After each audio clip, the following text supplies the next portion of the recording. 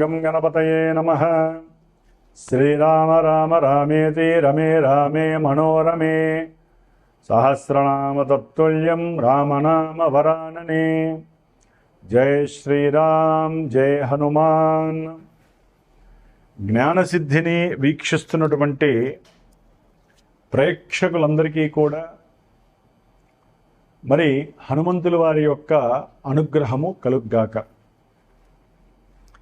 ఈ హనుమంతుల వారి యొక్క అనుగ్రహం కలగటం ఏమిటా అని కొంతమందికి సంశయాత్మకమైనటువంటి ఆలోచన కలుగుతుంది.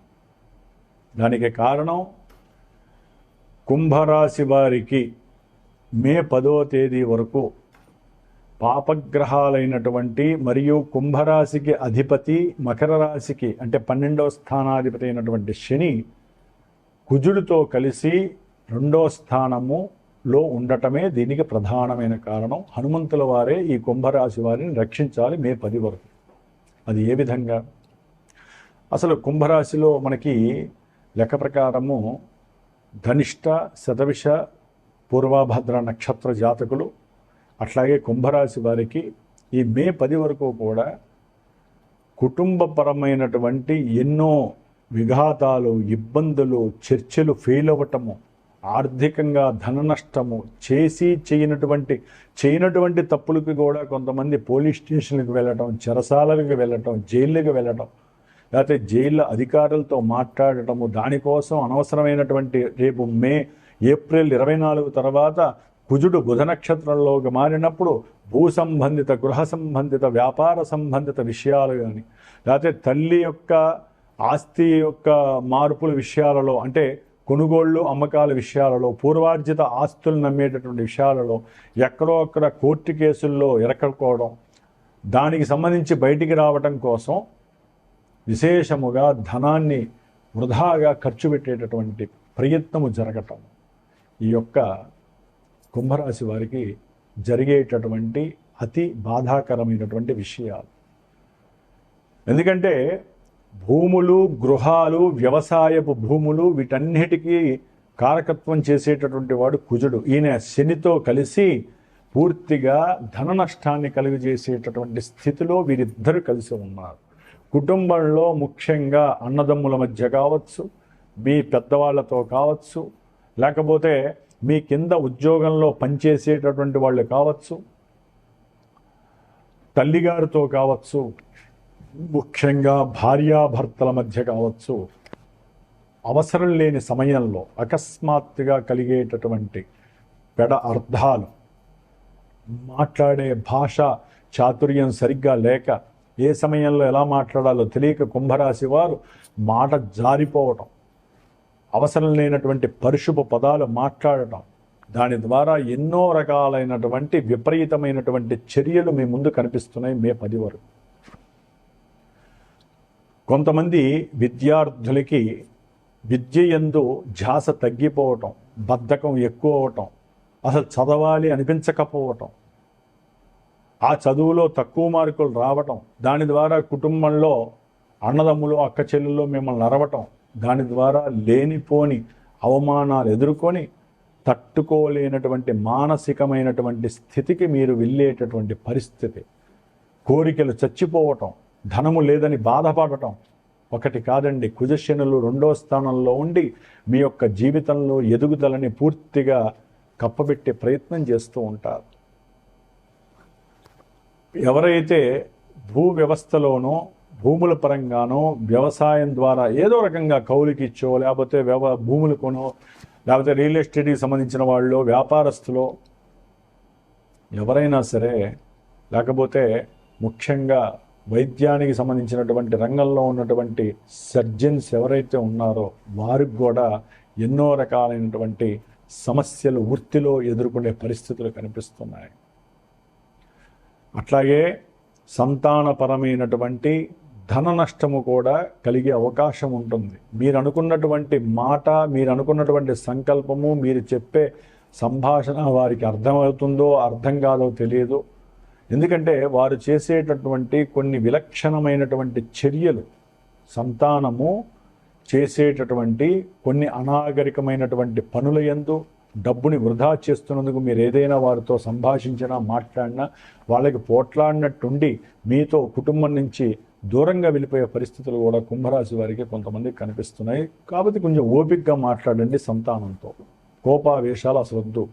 కోప స్వభావంతో అల్లజడి కలిగినటువంటి మాటల్ని మాట్లాడితే ఎక్కడో ఉన్నటువంటి ఆ ఉద్యోగ వ్యాపార విషయాలలో కలిగేటటువంటి ఫ్లక్చువేషన్స్ని తీసుకొచ్చి కుటుంబంలో కనుక మీరు మాట్లాడారో, ఆ కోపాన్ని చూపించారో సరైన భోజనం కూడా ముట్టదు.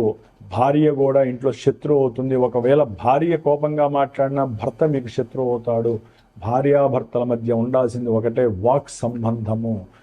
ఆ వాక్కు సరిగ్గా ఉంటేనే సంభాషణ ముందుకు వెళ్తుంది. సంభాషణ ఉంటేనే సౌఖ్యం వస్తుంది. సౌఖ్యం ద్వారా ప్రేమ చక్కటి వికసిస్తుంది.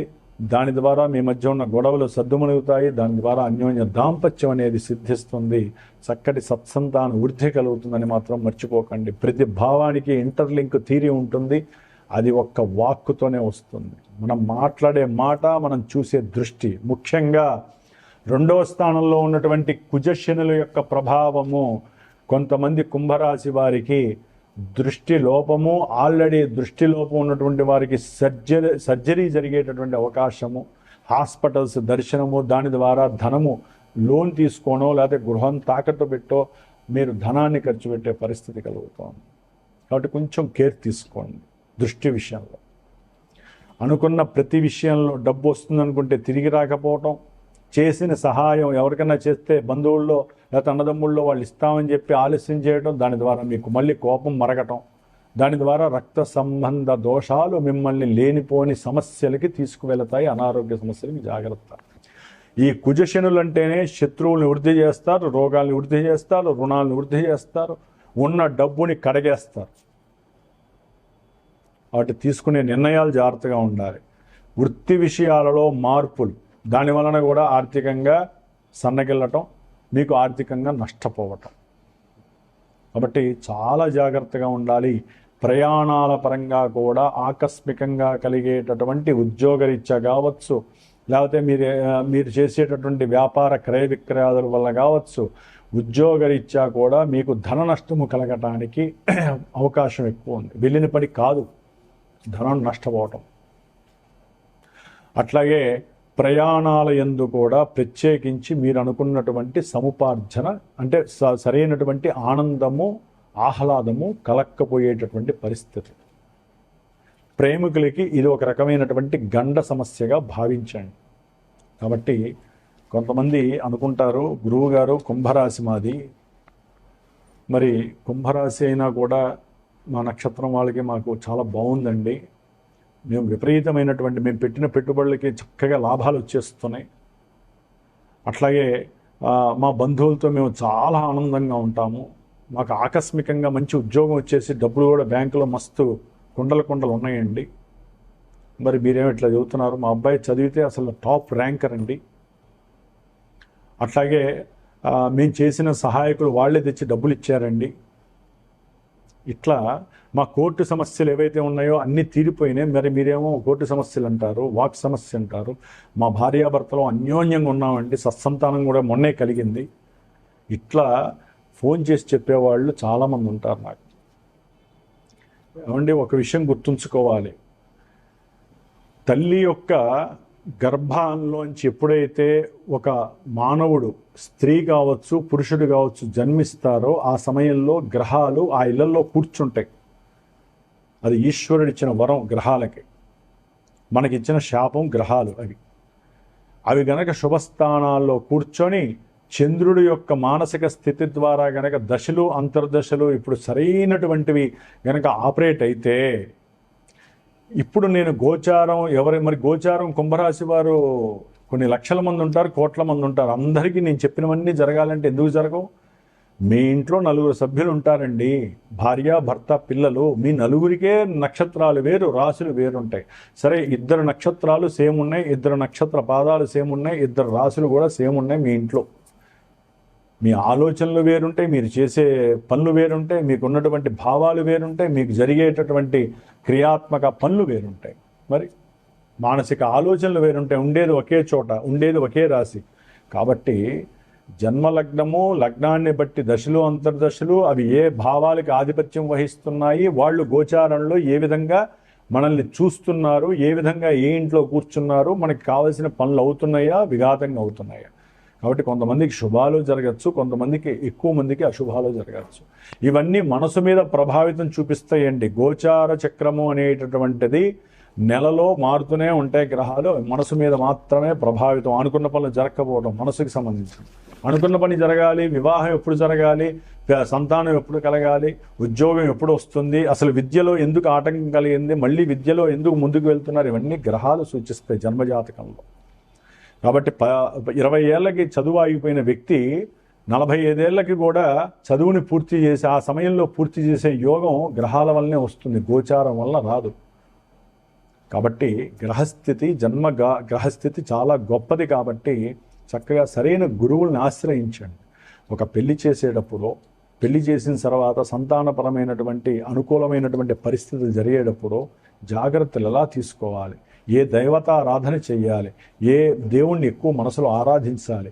ఒక ఉన్నత విద్యాభ్యాసం కోసం మీరు అప్పు చేసి పిల్లవాడిని పంపిస్తున్నప్పుడు సరిగ్గా ఆ సిచ్యువేషన్స్ నడుస్తున్నాయా లేదా, ప్రతి ఈవెంటు కూడా జన్మజాతకాన్ని బేసే నడుస్తుంది. కాబట్టి మీరు ఒక గురువు ద్వారా సరైనటువంటి స్థితిగతుల్ని ఎంచుకోండి, తెలుసుకోండి. దశలు అంతర్దశలు సంవత్సరానికి 2 సార్లు తెలుసుకోండి. ఆ గురువు ద్వారా చక్కగా ఆయన ఏం చెప్తారో ఆ రెమెడీస్ని తూచా తప్పకుండా పాటించడానికి ప్రయత్నం చేయండి. మన కర్మదోషాలు మనం సంపాదించిన 10 రూపాయల్లోంచి రూపాయి దాన ధర్మాదులకో, పూజలకో, హోమాదులకో ఖర్చు పెడుతూ ఉంటేనే కర్మదోషాలు తొలగిపోతాయి.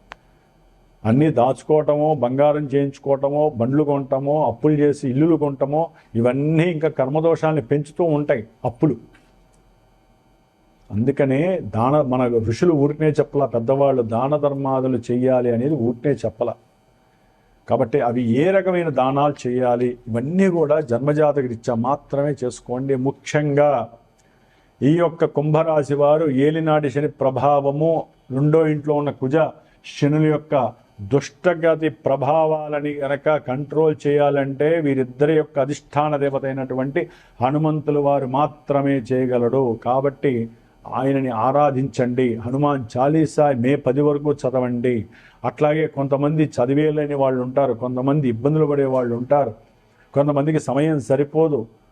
అట్లాంటి వాళ్ళు నేను యాక్చువల్లీ 70 రోజుల బట్టి చేస్తూ వస్తున్నటువంటి కుజశనుల యొక్క జపాన్ని మే 10 వరకు చేసి నిత్యము హనుమంతులకి ప్రీతికరమైనటువంటి మన్య సూక్త జప పారాయణ, హనుమాన్ చాలీసా చేస్తూ మే 10వ తేదీన సుందరాకాండ సర్గలన్నిటినీ పారాయణ చేయించి తీర్థాన్నంతా ఒక రక్షగా వారికి అందచేస్తూ, ఎవరైతే ముందుకొస్తారో పార్టిసిపేషన్ చేస్తూ వారికి ఉన్న బాధలు చెప్పుకొని వాళ్ళకున్న కోరికలు చెప్పుకుంటారో, నిత్యము నేను ఆ యొక్క ఉద్దేశపూర్వకంగా నేను చేసే పూజలు అవన్నీ చెప్పి మే 12వ తేదీ హైదరాబాద్లో మా యొక్క జ్ఞానసిద్ధి క్షేత్రంలో విశేషముగా హనుమంతుల వారికి హోమాన్ని, సీతారాముల హోమాన్ని, ముఖ్యంగా మృత్యుంజయ పాశుపత హోమాన్ని చేస్తూ, నవగ్రహ నక్షత్ర హోమాన్ని ఆచరిస్తూ ఆ భస్మాన్ని కార్యసిద్ధి హనుమాన్ రక్ష భక్ష ఆ యొక్క భస్మాన్ని, ఈ యొక్క తీర్థ ప్రసాదాలని